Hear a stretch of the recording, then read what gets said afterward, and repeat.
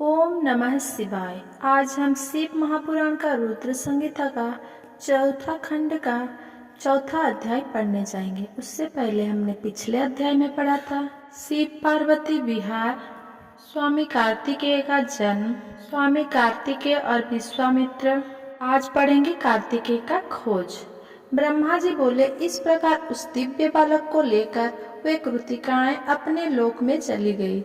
वहां जाकर उन्होंने उस बालक को सुंदर वस्त्र और आभूषण से अलंकृत किया और बड़े लाड़ प्यार से उस बच्चे को पालने लगी। जब बहुत समय व्यतीत हो गया, तब एक दिन पार्वती जी ने अपने पति शिव जी से पूछा, हे प्रभु, आप तो सबके ईश्वर हैं, सब प्राणियों के वंदनीय है, सब आपका ही ध्यान करते हैं। भगवान, मैं आपसे एक बात पूछना चाहती हूँ।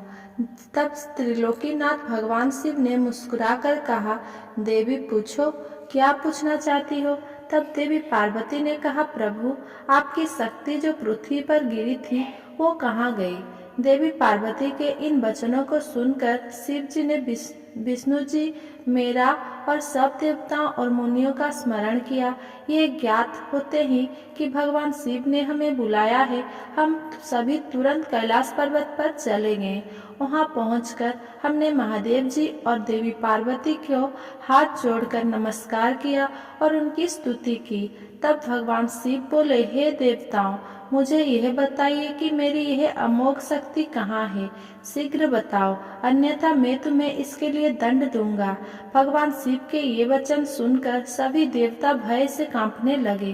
तब उन्होंने जैसे जैसे वो शक्ति जहाँ जहाँ गई थी, वहाँ सभी बातें शिव पार्वती को विस्तार सहित बताई।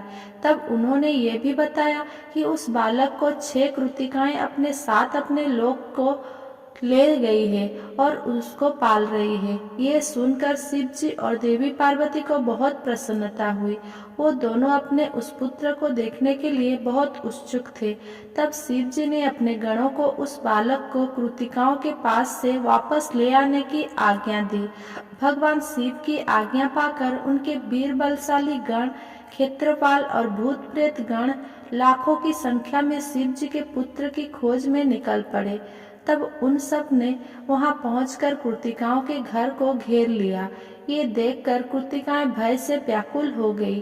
तब कृतिकाओं ने अपने पुत्र कार्तिकेय से कहा कि हमें चारों ओर से असंख्य सेनाओं ने घेर लिया है, अब हमें बचने का मार्ग खोजना चाहिए। ये सुनकर स्वामी कार्तिकेय मुस्कुराए और बोले, हे माताओं, आपको डरने की कोई आवश्यकता नहीं है। आपका ये पुत्र आपके साथ है। मेरे रहते कोई भी शत्रु इस घर में प्रवेश नहीं कर सकता। माता, मेरे बाल रूप को देखकर आप मुझे अयोग्य ना समझे। मैं इन सभी को हराने में सक्षम हूँ।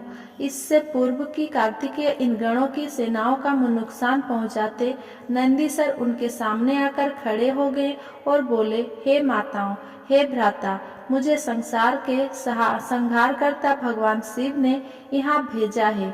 मेरा यहाँ आने का उद्देश्य किसी को नुकसान पहुँचाना नहीं है। मैं तो सिर्फ आपको अपने साथ ले जाने आया हूँ। इस समय ब्रह्मा, विष्णु और शिव त्रिदेव आपकी कैलाश पर्वत पर प्रतीक्षा कर रहे हैं तथा आपके लिए चिंतित है। आप शीघ्र ही हमारे साथ पृथ्वी पर चलें। आप अभी तक अपने जन्म के उद्देश्य से सर्वथा अनजान हैं। आपका जन्म दैत्यराज तारकासुर का वध करने के लिए ही हुआ है, अतः आप हमारे साथ चलें। वहाँ पृथ्वी लोक पर सब देवताओं सहित स्वयं भगवान शिव आपका अभिषेक करेंगे तथा सब देवता अपनी अपनी दिव्य शक्तियाँ और अस्त्र शस्त्र आपको प्रदान करेंगे। ये सुनकर कार्तिकेय बोले, यदि आपको भगवान शिव ने यहाँ मेरे पास भेजा है तो मैं अवश्य ही उनके दर्शनों के लिए आपके साथ चलूंगा। हे तात, ये ज्ञान योगिनियाँ प्रकृति की कला है। इन्हें कृतिका नाम से जाना जाता है। इन्होंने ही अब तक मेरा पालन पोषण किया है, इसीलिए ये मेरी माताएं हैं और मैं इनका पोष्य पुत्र हूँ। तब स्वामी कार्तिकेय ने हाथ जोड़कर कृतिकाओं से नंदीश्वर के साथ जाने की आज्ञा मांगी। माताओं ने अपना आशीर्वाद देकर उन्हें वहां से जाने की आज्ञा प्रदान कर दी। कुमार का अभिषेक। ब्रह्मा जी बोले, जब कार्तिकेय अपनी माताओं कृतिकाओं से आज्ञा लेकर भगवान शिव के पास जाने के लिए वहां से निकले तो द्वार पर देवताओं के शिल्पी विश्वकर्मा द्वारा बनाया गया सुंदर रथ उनकी प्रतीक्षा कर रहा था। वह रथ दिव्य था और द्रुत गति से चलने वाला था। उस रथ को उनकी माता पार्वती ने उनके लिए भेजा था। उनके पार्षद उस रथ के पास खड़े हुए थे। कार्तिकेय दुखी मन से उस रथ पर चढ़ने लगे। तभी उनकी माताएं दौड़कर रोते हुए उनसे लिपट गई और कहने लगी कि पुत्र, हम तुम्हारे बिना क्या करें। पुत्र, हम तुमसे बहुत प्यार करती हैं। तुम्हारे बिना यहाँ रहना हमारे लिए संभव नहीं है। तुम शीघ्र ही वापस लौट आना। ये कहकर उन्होंने कार्तिकेय को हृदय से लगा लिया और भारी मन से कार्तिकेय को रोते रोते जाने की आज्ञा दी। तब कार्तिकेय ने कृतिकाओं को अध्यात्म ज्ञान प्रदान किया। तत्पश्चात कार्तिकेय उस दिव्य मनोहर रथ पर बैठ गए और वह उन्हें ले उड़ा। आकाशीय मार्ग से तीव्र गति से चलता हुआ वह रथ कैलाश पर्वत पर आकर रुका। तब शिवगण ने भगवान शिव और माता पार्वती के पास जाकर कार्तिकेय के आगमन की शुभ सूचना उन्हें दी। उसके आगमन के बारे में सुनकर भगवान शिव और देवी पार्वती बहुत प्रसन्न हुए। तत्पश्चात भगवान शिव मुझे, विष्णु जी, देवी पार्वती और अन्य देवताओं को साथ लेकर उस स्थान पर पहुँचे जहाँ कार्तिकेय का रथ रुका हुआ था। सबके मन में गंगा जी से उत्पन्न उस बालक को देखने की बड़ी इच्छा थी। जब सब देवता कार्तिकेय से मिलने के लिए आ रहे थे उस समय चारों दिशाओं में शंख और भेरी बजने लगी। सभी शिवगण नाचते गाते और उनकी जय जयकार करते हुए अपने आराध्य भगवान शिव के पुत्र को देखने के लिए चल दिए। वहां पहुंचकर सब बहुत प्रसन्न हुए। भगवान शिव ने प्रेम पूर्वक उस बालक को गोद में बिठा लिया। तब देवी पार्वती ने भी उस बालक को बहुत प्यार किया। भगवान शिव ने उस बालक के लिए एक सुंदर रत्नों से जड़ा हुआ सिंहासन मंगाया और उस सिंहासन पर बालक को बैठाया। तत्पश्चात भगवान शिव ने सब तीर्थ स्थानों से मंगाए गए जल को वेद मंत्रों से पवित्र करके उससे बालक को स्नान कराया। 6 कृतिकाओं द्वारा पोषित होने के कारण उस दिव्य बालक को कार्तिकेय के नाम से जाना गया।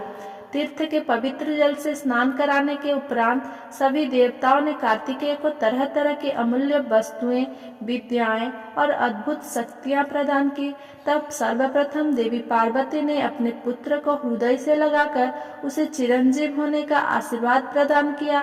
माता लक्ष्मी ने अपने पुत्र को हृदय से लगाकर माता लक्ष्मी ने दिव्य मनोहर हार उस बालक को पहनाया तो देवी सावित्री ने सारी सिद्धि विद्याएं उन्हें प्रदान की। फिर श्री विष्णु जी ने रत्न से निर्मित किरीट, मुकुट, बाजूबंद, वैजयंती माला और अपना सुदर्शन चक्र उन्हें प्रदान किया। भगवान शिव ने प्रसन्नता पूर्वक अपने पुत्र कार्तिकेय को शूल, पिनाक, परसा, शक्ति, पाशुपात्र, बाण, संहार अस्त्र आदि परम दिव्य वस्तुएं प्रदान की। फिर मुझ ब्रह्मा ने यज्ञोपवीत, वेद माता गायत्री ने कमंडल, ब्रह्मास्त्र तथा शत्रुओं का नाश करने वाली विद्या प्रदान की। देवराज इंद्र ने अपना वाहन ऐरावत हाथी और वज्र प्रदान किया। वायुदेव वरुण ने श्वेत छत्र और रत्नों की मालाएं प्रदान की। सूर्यदेव ने मन की तरह तीव्र गति से चलने वाला द्रुतगामी रथ और शरीर की रक्षा करने वाला कवच भी प्रदान किया। यमराज द्वारा दंड और समुद्र देव द्वारा उन्हें अमृत भेंट किया गया। धन के अकुत भंडार की स्वामी कुबेर ने गदा दी। इस प्रकार सब देवताओं ने भगवान शिव के पुत्र कार्तिकेय को अनेकों प्रकार के अस्त्र शस्त्र और उपहार प्रदान किए। सभी देवताओं और शिवगण ने उनका अभिवादन किया। इस समय वहां पर बहुत बड़ा उत्सव होने लगा।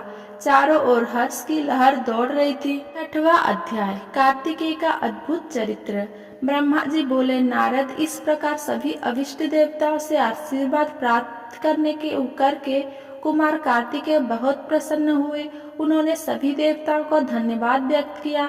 तत्पश्चात वे अपने सिंहासन पर जा बैठे। तभी वहां एक ब्राह्मण दौड़ते हुआ आया। उस ब्राह्मण ने आकर कार्तिकेय को प्रणाम किया और उनके चरण पकड़ लिए और बोला, हे स्वामी, मैं आपकी शरण में आया हूँ, मुझ पर कृपा करके मेरे कष्ट को दूर करे। तब कार्तिकेय ने उस ब्राह्मण को उठाया और आदरपूर्वक अपने पास बैठाकर उसके दुखी होने का कारण पूछा। तब वह ब्राह्मण बोला, हे भगवान, मैं अश्वमेध यज्ञ कर रहा हूँ, परंतु आज मेरा घोड़ा अपने बंधनों को तोड़कर कहीं चला गया है। हे प्रभु, मुझ पर कृपा करे और मेरे घोड़े को यथाशीघ्र ढूंढ दे, अन्यथा मेरा यज्ञ भंग हो जाएगा। ये कहकर वो ब्राह्मण पुनः कार्तिकेय के चरणों को पकड़कर रोने गिड़गिड़ाने लगा। वो रोते रोते बोला, आप पूरे ब्रह्मांड के स्वामी हैं, आप सबकी सेवा करने के सदा तत्पर रहते हैं, आप सब देवताओं के स्वामी हैं और त्रिलोकीनाथ भगवान शिव के पुत्र हैं।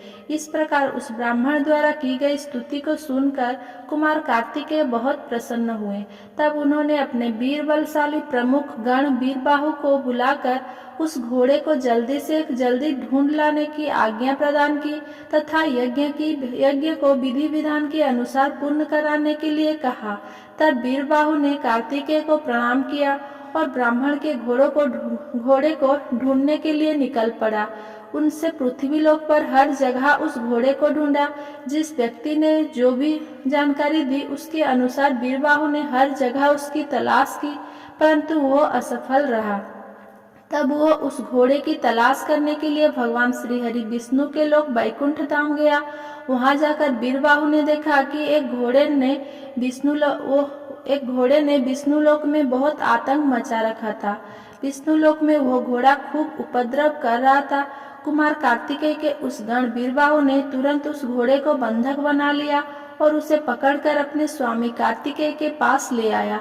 तब स्वामी कार्तिकेय पूरे संसार का भार लेकर उस घोड़े पर चढ़कर बैठ गए और उस घोड़े को पूरी त्रिलोक की परिक्रमा करने का आदेश प्रदान किया।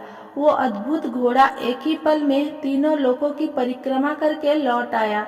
तब कुमार कार्तिकेय उस घोड़े से उतरकर पुनः अपने आसन पर बैठ गए।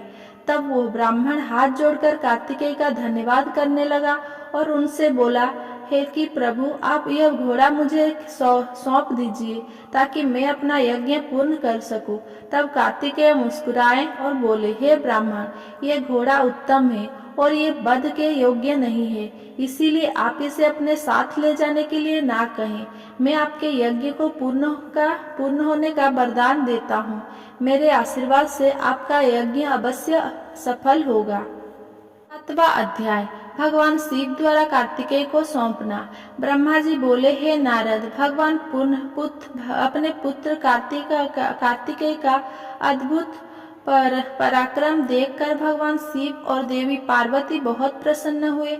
तब सब देवताओं सहित श्री हरि विष्णु और देवराज इंद्र और मैं भी बहुत हर्षित हुए और भगवान शिव से बोले, हे देवादिदेव भगवान, आप तो सर्वेश्वर हैं, सर्वज्ञाता है। संसार की सब घटनाएं आपकी इच्छा से ही घटती है। आप तो जानते ही हैं कि ब्रह्मा जी द्वारा असुरराज तारक को दिए गए वर के अनुसार शिव पुत्र ही उसका वध करने के में सक्षम होगा। इसीलिए ही कुमार कार्तिकेय का जन्म हुआ है। प्रभु, हम लोगों के कष्ट का दूर करके हमारे जीवन को सुखी करने के लिए आप अपने पुत्र कार्तिकेय को आज्ञा दीजिए कि वो तारकासुर का वध करें। ये सुनकर सब देवता भगवान शिव की स्तुति करने लगे। तब भगवान शिव का हृदय हम सबकी प्रार्थना से द्रवित हो उठा। उन्होंने हमारी प्रार्थना को स्वीकार कर लिया और अपने पुत्र कुमार कार्तिकेय को देवताओं को सौंप दिया। तब भगवान शिव ने अपने पुत्र कार्तिकेय को यह आज्ञा दी कि देवताओं की विशाल सेना का नेतृत्व करे और देवताओं के दुखों और संकटों को दूर करने के लिए तारकासुर का वध करें। अपने पिता भगवान शिव की यह आज्ञा पाकर स्वामी कार्तिकेय बहुत प्रसन्न हुए। तब उन्होंने हाथ जोड़कर अपनी माता पार्वती और पिता महादेव जी को प्रणाम किया और कहा कि हे माता, हे पीड़िता, आप मुझे विजयी होने का आशीर्वाद प्रदान करें।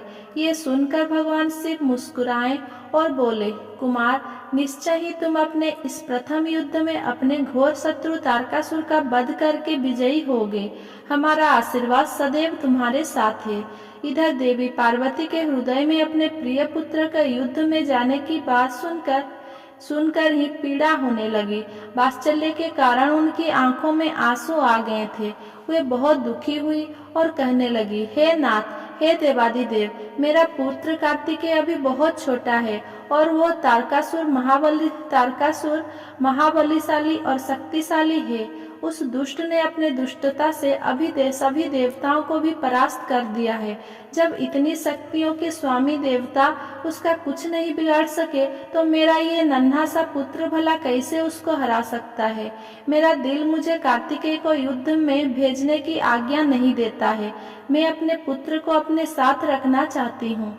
यह वचन सुनकर सभी देवताओं सहित भगवान शिव भी चिंतित हो गए। तब महादेव जी देवी पार्वती को समझाते हुए बोले, हे देवी, हे शिवा, आप सामान्य स्त्रियों की तरह क्यों व्यवहार कर रही हैं? यह मेरा और आपका पुत्र होने के कारण महाशक्तिशाली और वीर योद्धा है। देवताओं ने इसे अपनी अभिष्ट शक्तियां प्रदान की है। कार्तिकेय की जीत निश्चित है। कार्तिकेय का उत्पन्न होना तारकासुर के वध का प्रतीक है। आप व्यर्थ में चिंतित ना हो और अपने पुत्र की खुशी तारकासुर के वध के लिए भेजें। भगवान शिव के ऐसे वचन सुनकर देवी पार्वती को बहुत संतोष हुआ और उन्होंने कार्तिकेय को युद्ध में जाने की आज्ञा दे दी। तब सब देवताओं का भय दूर हुआ और उनमें प्रसन्नता की लहर दौड़ गई। 8वां अध्याय, युद्ध का आरंभ। ब्रह्मा जी बोले, नारद, जब देवी पार्वती और भगवान शिव ने कुमार कार्तिकेय को युद्ध का नेतृत्व करने की आज्ञा प्रदान की तो सभी देवता बहुत प्रसन्न हुए और एकत्र होकर उस पर्वत की ओर चल दिए। सिंहनाद करते हुए वे आगे बढ़ने लगे। उस समय कार्तिकेय सेना का नेतृत्व करते हुए सबसे आगे चल रहे थे। सब देवता मन ही मन सोच रहे थे कि अब उन्हें तारकासुर नाम की मुसीबत से छुटकारा मिल जाएगा। जब तारकासुर को इस बात का पता चला कि देवताओं ने युद्ध की तैयारी पूरी कर ली है तो तारकासुर ने भी तुरंत युद्ध की घोषणा कर दी। अपनी विशाल चतुरागिणी सेना को लेकर तारका भी सिंहनाद करता हुआ देवताओं की ओर बढ़ने लगा। राक्षसों की सेना देखकर एक पल के लिए देवता घबरा गए।